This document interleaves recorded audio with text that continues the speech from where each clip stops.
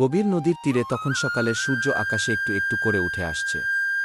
নদীর জলে খেলা করছে সোনালি আলোর ছাটা। সবাই মিলে নৌকায় বসে বট জালটা টেনে তুলছে। জালের ভারে নৌকা একটু কাত হয়ে যাচ্ছে, কারণ জালের প্রতিটি পকেটেই আটকে আছে ঝকঝকে রূপালি ইলিশ। মনে হচ্ছে যেন নদী থেকে মাছের বৃষ্টি হচ্ছে।